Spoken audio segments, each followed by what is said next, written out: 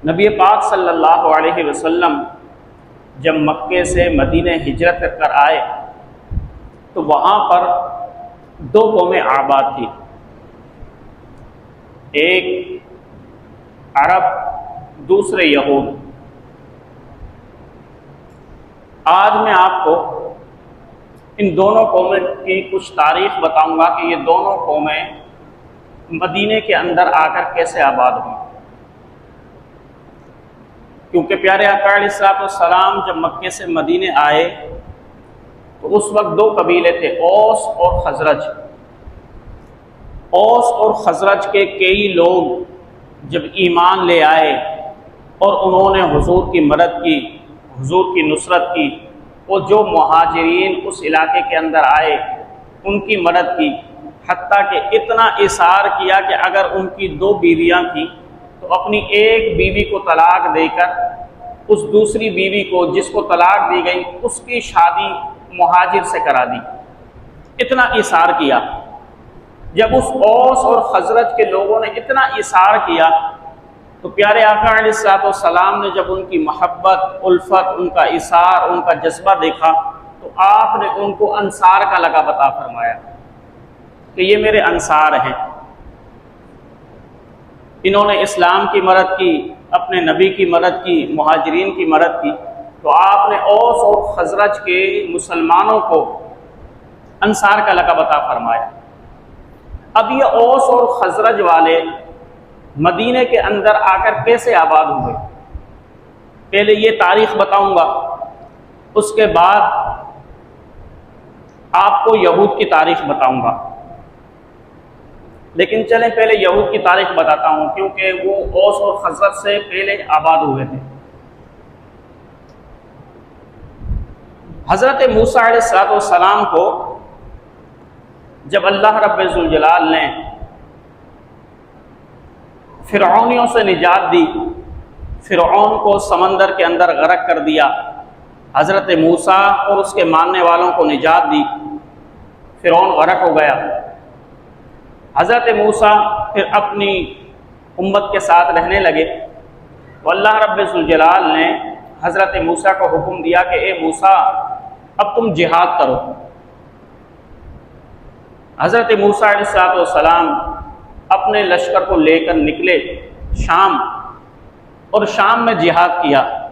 और जितने किनानी थे उन्होंने अगर दीन मूसवी इख्तियार किया तो उनको ज़िंदा रहने दिया, और जिन्होंने दीन मूसवी इख्तियार ना किया उनको कत्ल कर दिया। लेकिन औरतों और छोटे बच्चों को कुछ नहीं कहा। जब शाम का इलाका फतह कर लिया हज़रत मूसा ने एक दूसरा लश्कर शाम से ही भेजा हिजाज की तरफ।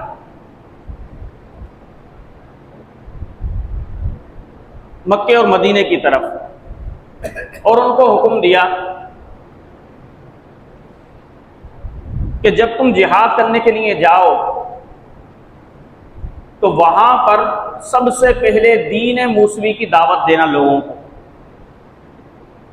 जो शख्स दीन मूसवी कबूल कर ले उसको कत्ल नहीं करना, इसके अलावा छोटे बच्चों को कत्ल नहीं करना, इसके अलावा औरतों को कत्ल नहीं करना। ये किसकी तालीमात थी? हज़रत मूसा की तालीमात थी। हाँ, जो बालिग मर्द हैं वो अगर दीन मूसवी कबूल न करें तो उनको कत्ल कर देना। हज़रत मूसा ने ये अहकामात दिए और वो लश्कर शाम से रवाना हो गया हिजाज की तरफ।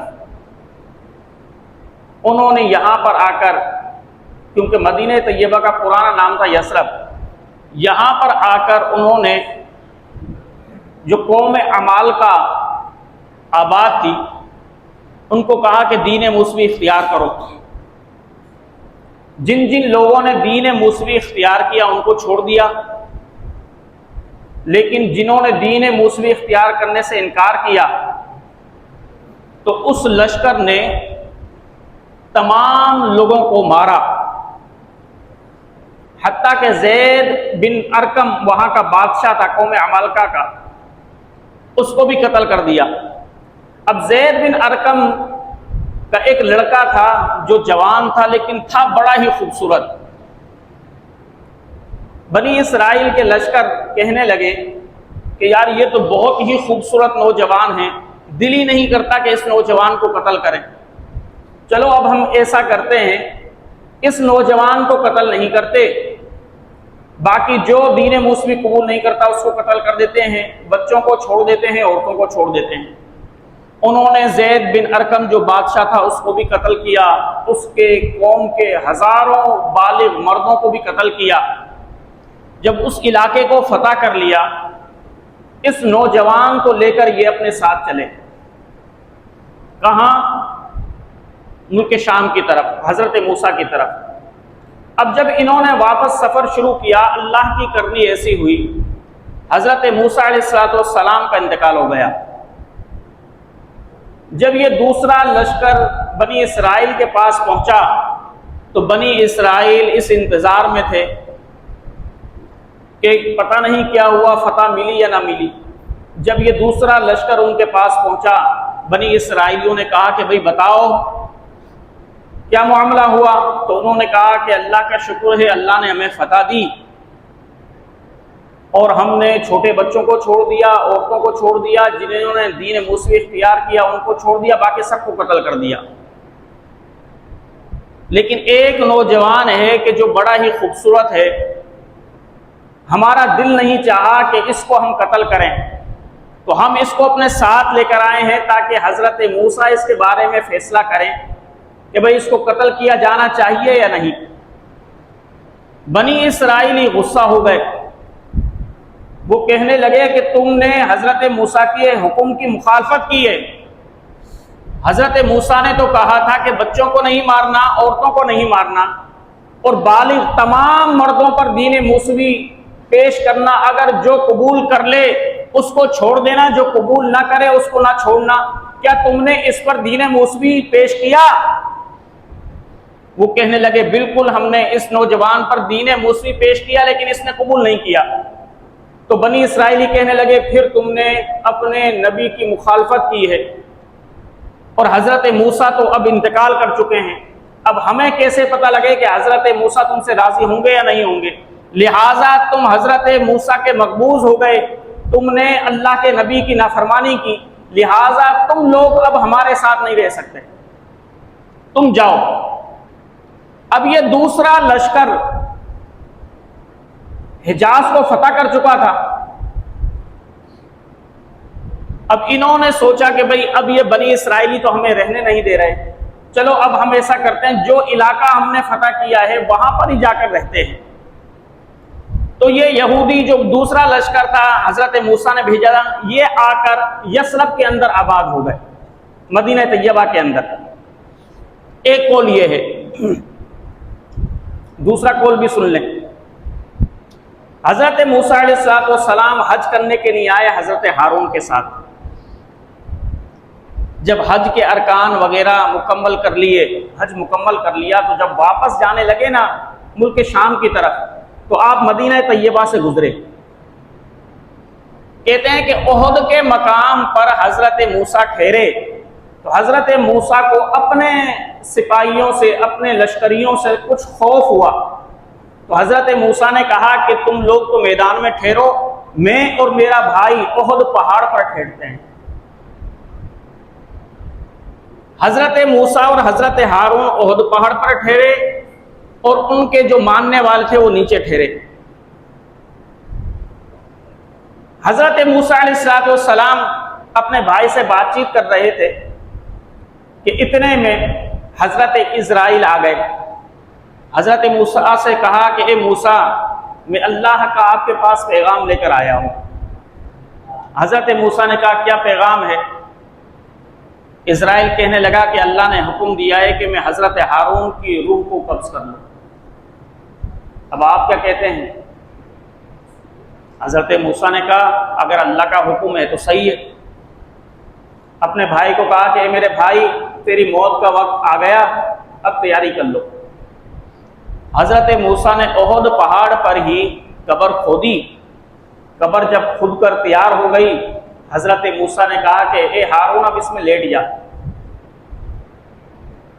हजरत हारून लेट गए। जैसे ही लेटे हजरत हारून की रूह कब्ज हो गई।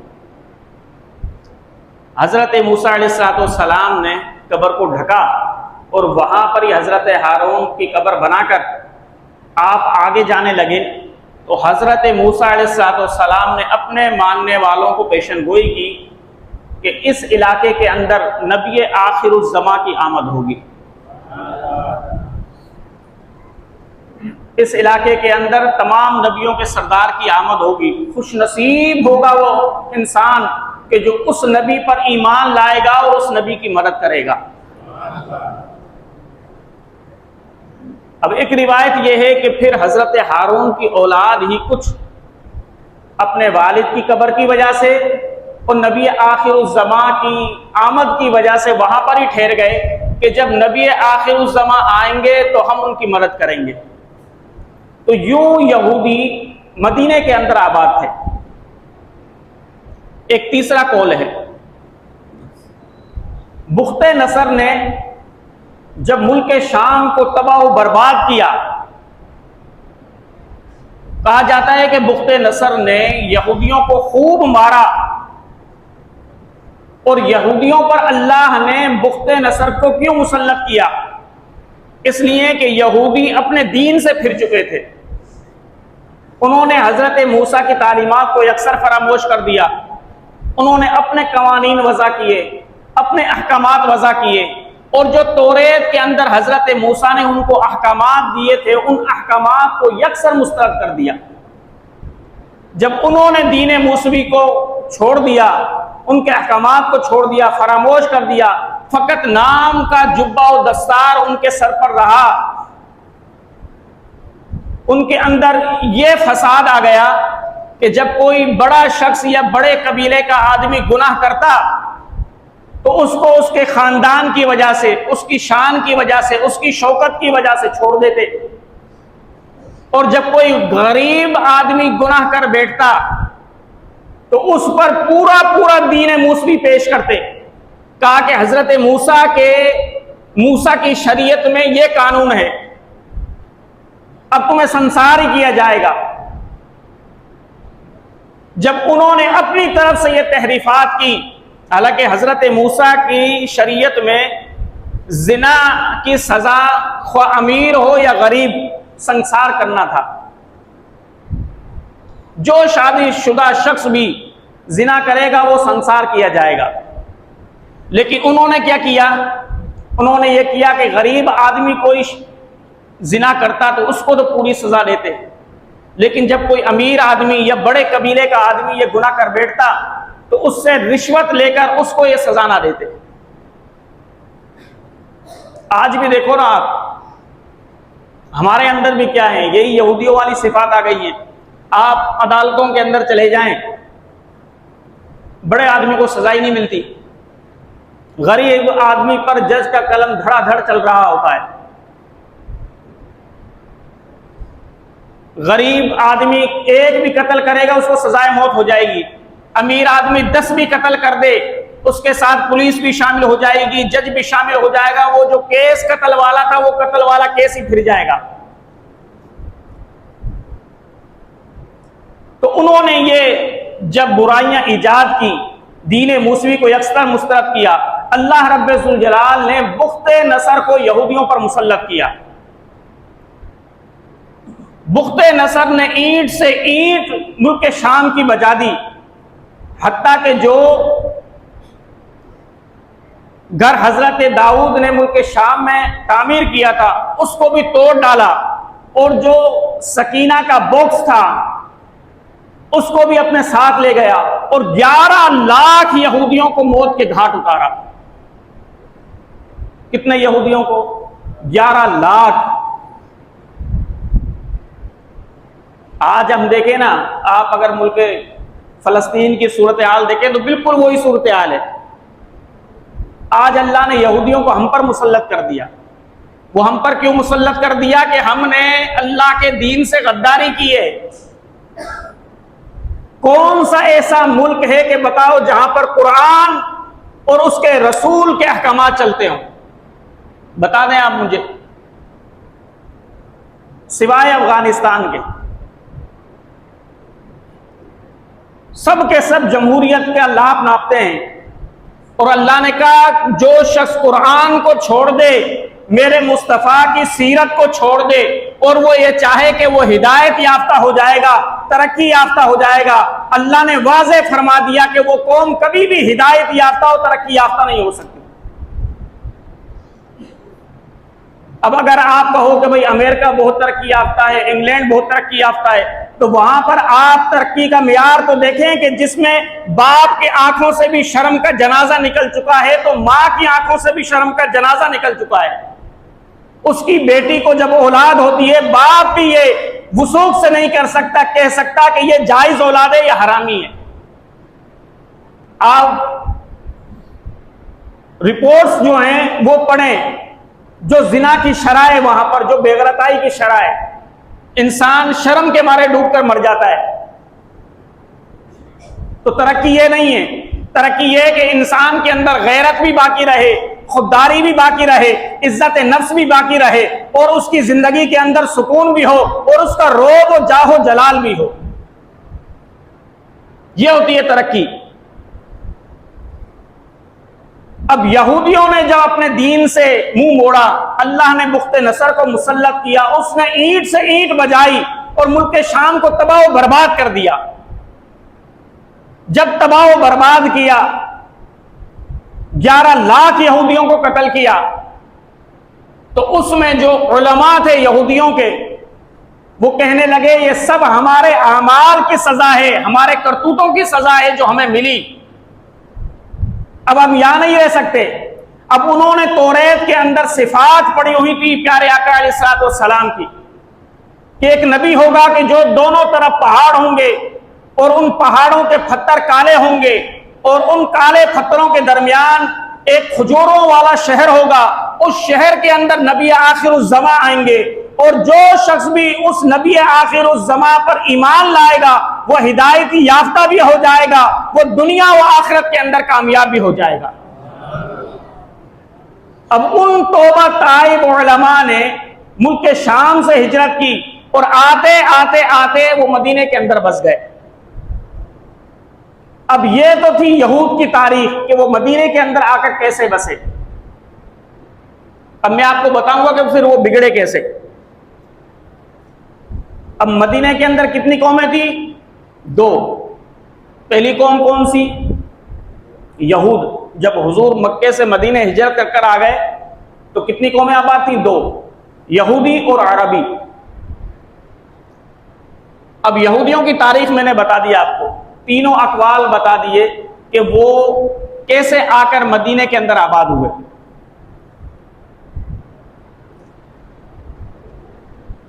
प्यारे आका अलैहिस्सलाम जब मदीने आए तो वहां पर अरबी भी आबाद थे, जिनके 2 कबीले थे, औस और खजरज।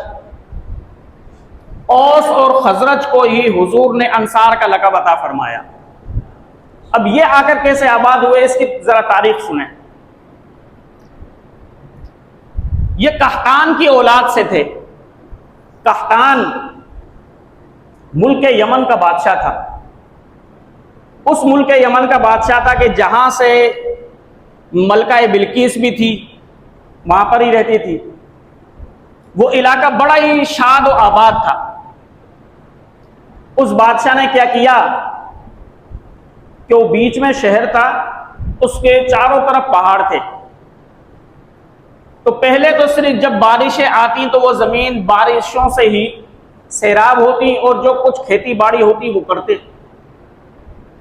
अब बादशाह ने एक मंसूबा बनाया। वो कहने लगा क्यों ना मैं बरसाती पानी को जमा करने के लिए बड़े बड़े डैम बनाऊं ताकि ये काम आए। अब उसने क्या किया, जो चारों तरफ पहाड़ थे ना, उन पहाड़ों को खुदवाया और वहां पर डैम तामीर करना शुरू किए। 3 डैम बनवाए, और कहते हैं हर डैम का दरवाजा 12 मील का था। और डैम इस तामीर से इस तरह तामीर कराए कि जो एक डैम बनवाया उसका दरवाजा सबसे ऊपर रखा, जो दूसरा डैम बनवाया उसका दरवाजा दरमियान में रखा, और जो तीसरा डैम बनवाया उसका दरवाजा सबसे नीचे रखा। जब वो डैम तामीर हो गए तो क्या होता है, बारिशें आती, वो उन डैमों के अंदर पानी जमा हो जाता। जब पानी जमा हो जाता तो वो क्या करता बादशाह कि जब पानी की जरूरत होती ना, तो उसने अपने मुल्क के अंदर, मुल्क के सबा के अंदर 12 नहरें बनवाई हुई थी बड़ी बड़ी, जो हर इलाके के अंदर जाती थी। तो वो क्या करता, जब पानी की जरूरत होती पहले ऊपर वाले दरवाजे को खुलवाता। अब ऊपर वाला दरवाजा इस्तेमाल हो रहा है, और जब पानी थोड़ा घट जाता, खत्म हो जाता, तो वो क्या करता, फिर दरमियाने वाले दरवाजे को खुलवाता। उसका पानी भी जब खत्म हो जाता तो सबसे आखिर वाले दरवाजे को खुलवाता। यूं पूरा साल उनकी जमीनें सैराब रहती, और जब साल का इख्तिताम होता, खुदा की करनी ऐसी होती, बारिश भी आ जाती, वो दोबारा डैम भर जाते। अब उस बादशाह ने तो डैम बनवा दिए, अब वो शहर दिन ब दिन तरक्की करने लगा। अब कुरान मुकद्दस की सूरह सबा की 14 नंबर आयत से आप पढ़े ना, अल्लाह कहता है कि मैंने उन पर इतनी नेमतों की बारिश की कि इतनी नेमत तो मैंने किसी कौम को भी नहीं दी। नेमतों की बारिश कैसे की? कहा जाता है कि यमन से लेकर शाम तक उनकी 4000 बस्तियां कायम हो गई। चलो आप गोट कह लें, 4000 गोट कायम हो गए। अब दोनों तरफ, दाएं भी कुरान कहता है अन यमीनी व शिमालिन, दाएं भी और बाएं भी बाग थे, और बाग के दरमियान से रास्ते निकलते थे। कुरान कहता है कि दाएं बाएं बाग थे। प्यारे आका ने फरमाया जब कोई सफर करता ना, वहां पर गरीब आदमी भी जिसके पास ना ज्यादा राह होता, कोई सामान खाने पीने का ना होता, वो क्या करता, बस अपने सर पर यूं टोकरा रखता और रास्ते पर चल पड़ता। जब चलता तो ऊपर से फल गिर गिर कर, कभी कोई अंगूर गिर रहा है, कोई सेब गिर रहा है, कोई आम गिर रहा है, इस तरीके से गिरते गिरते जब वो रास्ते को इख्तिताम पजीर होता तो पूरा टोकरा उसका भर जाता। उसको तोड़ने की भी जरूरत ना होती, किसी से इजाजत लेने की भी जरूरत ना होती।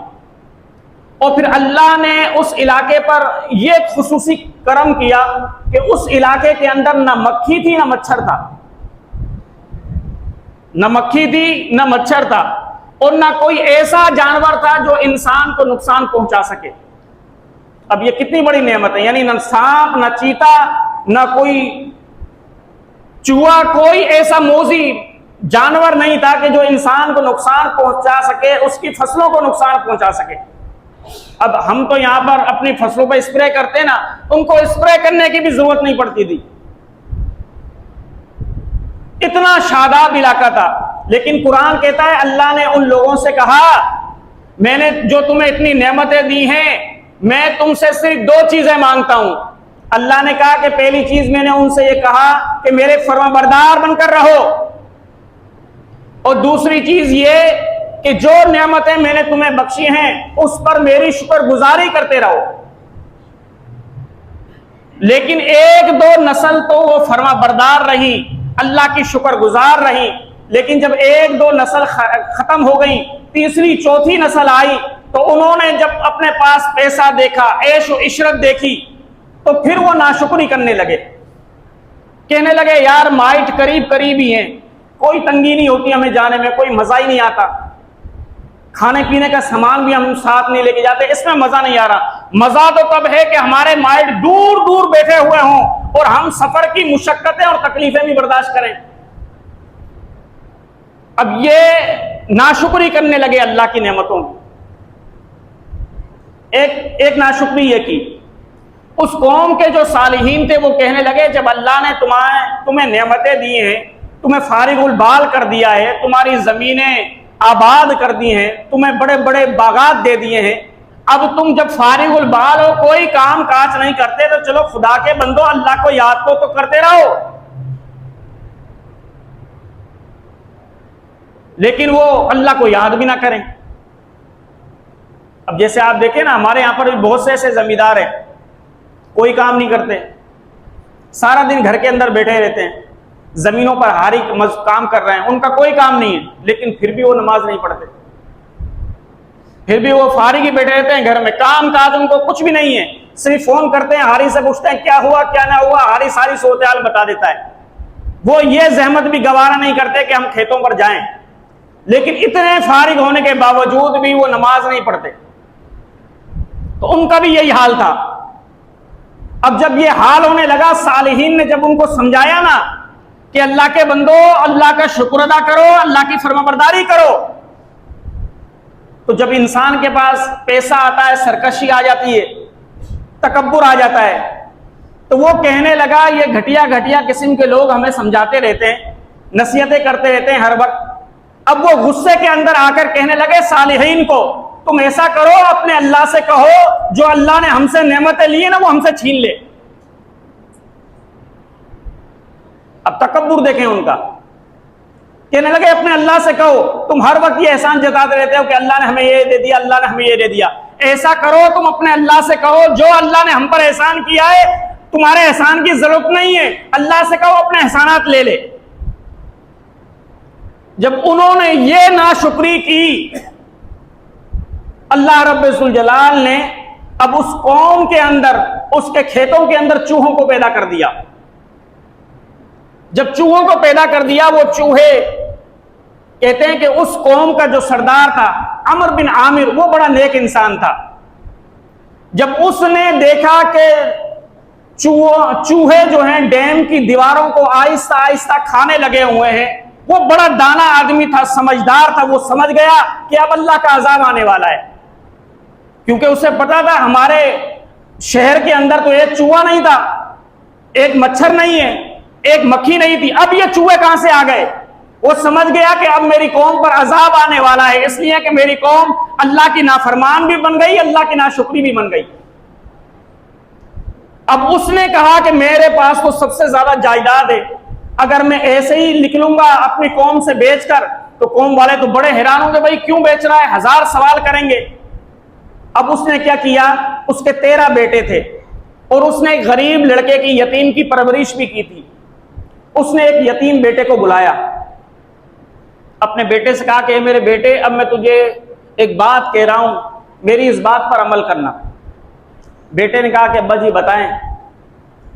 अमर बिन आमिर कहने लगा, देख मैंने तुझ पर कितना एहसान किया, तू यतीम था, मैंने तेरी परवरिश की, तुझे अच्छा लिखाया पढ़ाया, तुझे जवान कर दिया, फिर मैंने तेरी शादी भी कर दी और अब तक मैं तेरा खर्चात बर्दाश्त कर रहा हूं, तुझे खिलाता हूं पिलाता हूं, तुझे कोई भी जरूरत होती है वो मैं तेरी अदा करता हूं। वो कहने लगा कि हाँ अब्बा जी बिल्कुल मैं आपका एहसानमंद हूं, आपने मुझ पर बड़े एहसानात किए हैं। तो वो अमर कहने लगा, अब मैं तुझे एक बात कह रहा हूं, मुझे मेरी इस बात पर अमल करना। कहने लगा अब्बा जी बताएं क्या बात है। अमर कहने लगा, कल मैं दावत कर रहा हूं अपने कौम के मुअज्जिजीन की, सरदारों की। जब सरदार मेरे पास बैठे हुए हों, खाना खा रहे हों हम सब, तो मैं तुझे बुलाऊंगा। ए मेरे बेटे, जब मैं तुझे बुलाऊं, मैं किसी काम का तुझे हुक्म दूं, तो उन सरदारों के सामने तू इनकार कर देना कि मैं ये काम नहीं करूंगा। और जब तू इनकार करेगा तो ए मेरे बेटे, मैं गुस्सा हो जाऊंगा और मैं तुझे गालियां दूंगा। जब मैं तुझे गालियां दूं तो ए मेरे बेटे, तू भी मुझे उल्टा गालियां देना।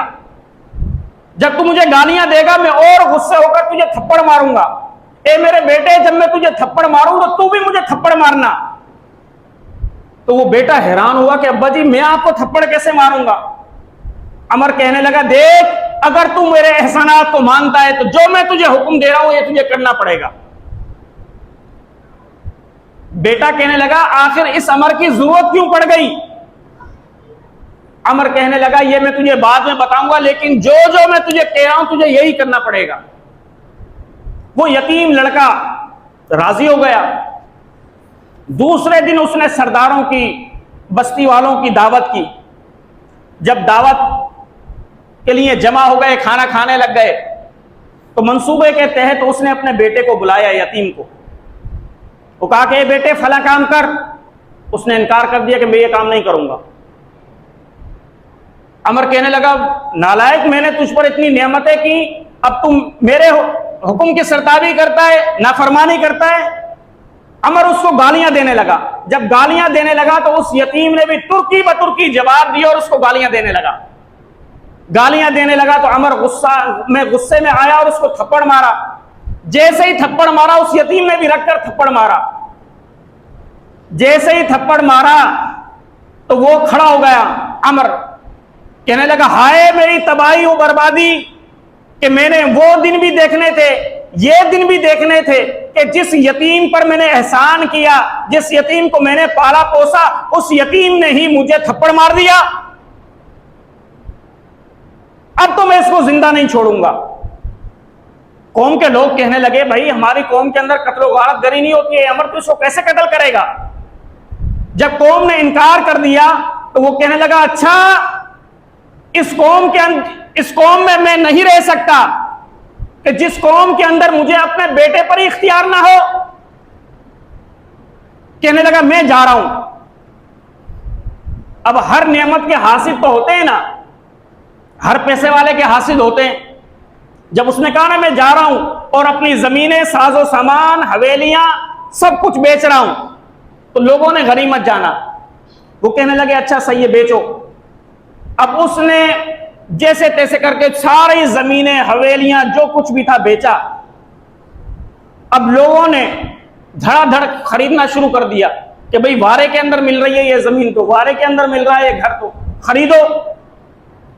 अब सब जमीन जायदाद उसने बेच दी। जब वो निकलने लगा अपने 13 बेटों के साथ, तो उसने कहा अमर बिन आमिर ने, ए मेरी कौम, एक बात मैं तुम्हें बताना चाहता हूं, अगर मेरी बात पर अमल करोगे तो कामयाब रहोगे। वो कहने लगे क्या कहना चाहता है।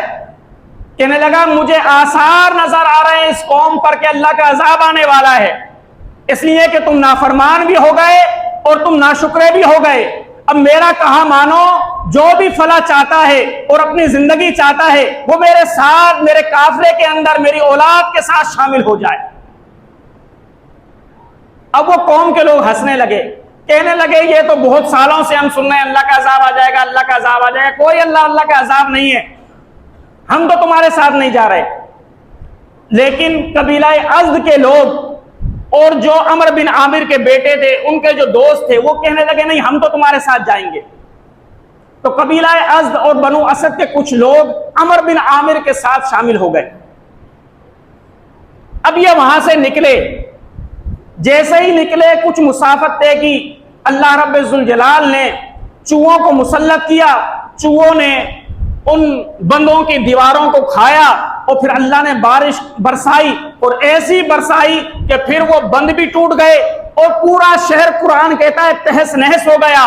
और वो ऐसा तहस नहस हुआ कि फिर उनसे ना वो डैम बन सके और ना फिर उनसे वो जमीनें तामीर हो सकी। हत्ता कि कुरान कहता है वो सरसब्ज़ जो शादाब बाग जो थे वो ऐसे उजड़े कि उन बागों की जमीनों के अंदर कीकर के और बूबर के दरख्त थे और पीलू के दरख्त थे, जिससे कोई फायदा इंसान नहीं उठा सकता। अल्लाह ने कहा कि लोगों देखो, जो शख्स भी अल्लाह की नाफरमानी करता है और अल्लाह की नाशुक्री करता है, अल्लाह उन नाफरमानों को, उन नाशुक्रों को ऐसी सजा देता है। अब अमर बिन आमिर जो है, जो औस और खजरज का जद्दे आला था, अब यह रवाना हुआ। तो मेरे दोस्तों, यहां तक मैंने तारीख आपको बताई मदीने की, कि ये मदीने के अंदर कैसे आबाद हुए। आज मैंने आपको सिर्फ ये बताया कि यहूदी मदीने के अंदर कैसे आबाद हो गए, और ये औस और खजरज वाले मदीने के अंदर कैसे आबाद हुए थे। इंशाअल्लाह अज़्ज़वजल आइंदा जुमा मैं आपको बताऊंगा कि अमर बिन आमिर जब वहाँ से रवाना हुआ तो अपनी औलादों को क्या क्या उसने नसीहतें की, और वो नसीहतें बड़ी काम की हैं। आप सुनेंगे तो आपका भी दिल चाहेगा कि हम इन पर अमल करें। तो ये इंशाअल्लाह अज़्ज़वजल मैं आपको अगले जुमे बताऊंगा कि उसकी कौन कौन सी औलाद किस इलाके के अंदर आबाद हुई।